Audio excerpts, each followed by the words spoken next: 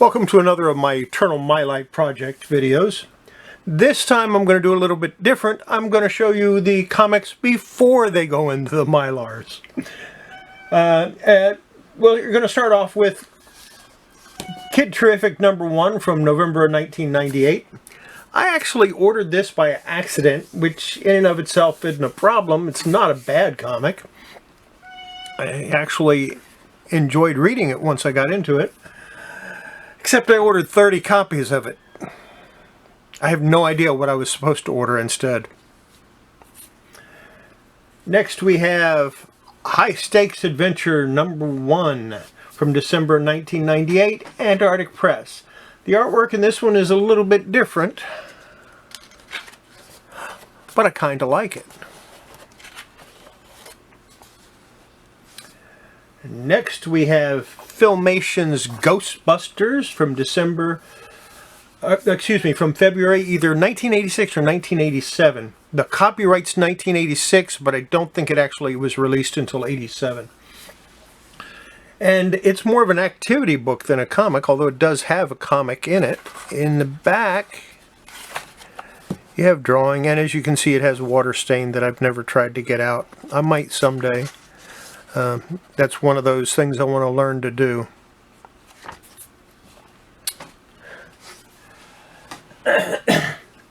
Next, we have Hercules, The Legendary Journeys #2.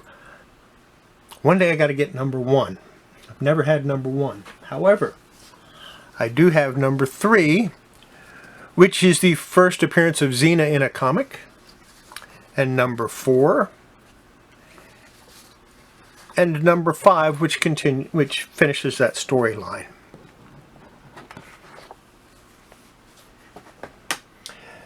Now,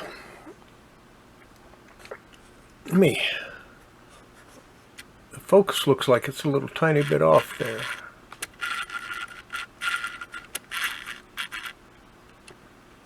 That's better. Do we have any Witchblade fans among you? If you do, here's one you may or may not have seen. Weasel Guy Witchblade. It was a one-shot, and that was done in July of 1998. And it had two different covers. It was made by Hyperworks. Next, from Ultimate Creations in May of 1996, we have Warrior. Another comic that really nice artwork. Then I have Painkiller Jane #1. I love wraparound covers. And this has a really nice one. Too bad I don't have two, so I could lay them side by side for you. This was from June of 1997, and Painkiller Jane's first appearance was in 22 Brides. Then I have Pandora #1 from Avatar Comics. Or Avatar Press, that was from January 1997. And the PI's #1 from First Comics, and it was published in January 1985. Prime #1 from Malibu, Ultraverse. This was actually, it was doing pretty good. My sales on it were right up there with the Marvel comics. Unfortunately, Marvel bought it. They bought Malibu. They got Ultraverse. They published it for a year, then killed off the series. This was his first appearance, and it's from June of 1993. From January '85 in Eclipse Comics, we have Ragamuffins, Don McGregor, and Gene Colan. Do I really need to say anything else?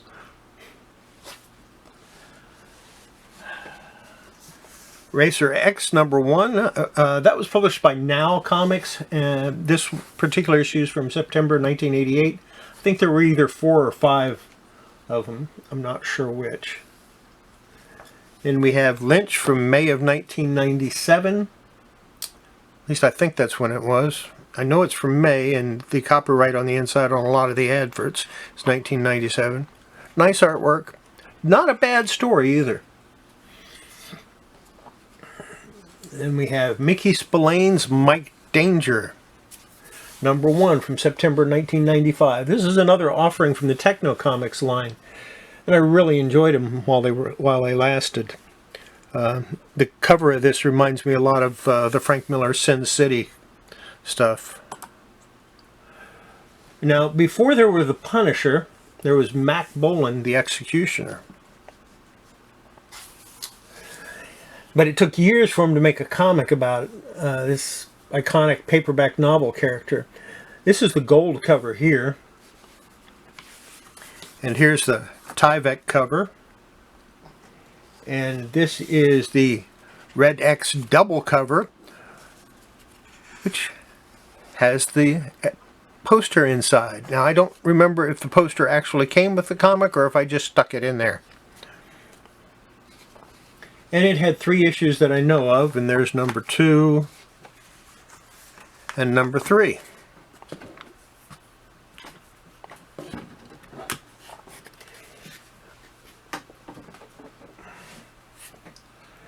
Now, in December of 1984, Eclipse Comics put the Masked Man in a comic of his own.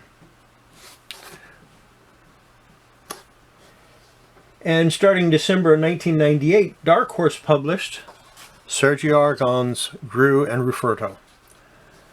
There were 4 issues. There's number 2, number 3, and number 4. Stop drooling, John. These are yours. I'm going to send them out when I send that other Sergio comic. Now, Cabbage Comics didn't last very long after they published this, Hallie the Hooters Girl. They got sued by Hooters, and the comic book was recalled. The original publication date was January 1998, and for some reason I still have a copy. I guess if I was going to get comics sent in to be graded, this is one of the ones I would want graded. Now, to finish off this batch, I have from Dynamic Forces edition of Lady Pendragon number 1, autographed by Joe Jusko. This is copy 248 out of 1500. And yes, the certificate is still with it. Matter of fact, I've never opened it. I'm going to, because I'm going to put it in Mylar. Can't put it in Mylar if I don't open it.